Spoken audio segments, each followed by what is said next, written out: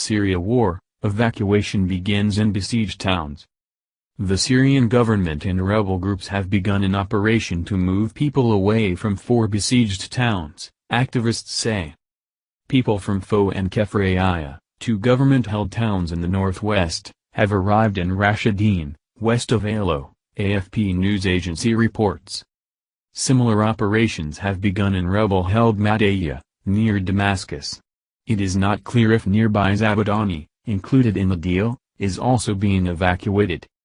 More than 30,000 people will be moved. Last month, the UN described the situation in the 4 towns as catastrophic, with more than 64,000 civilians trapped in a cycle of daily violence and deprivation. Many people are reported to have died as a result of shortages of food or medicine. Starving to death in Madaya. Madaya, where children resort to suicide. Why is there a war in Syria? Image copyright Reuters image caption People evacuated from Foah and Kefraya have been taken to Rashideen.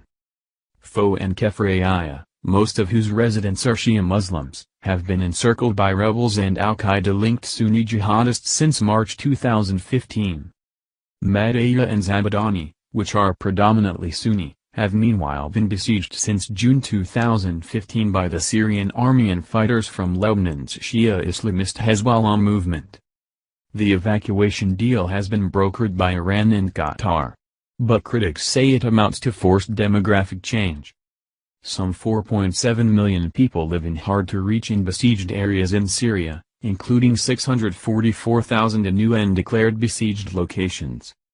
Meanwhile, the foreign ministers of Russia, Syria and Iran are due to meet in Moscow in the first meeting of the 3 allies since the U.S. fired 59 cruise missiles at a Syrian airbase near Homs. The U.S. says its strike was in response to a Syrian government chemical attack in the rebel-held town of Khan Sheikhoun, in which more than 80 people were killed.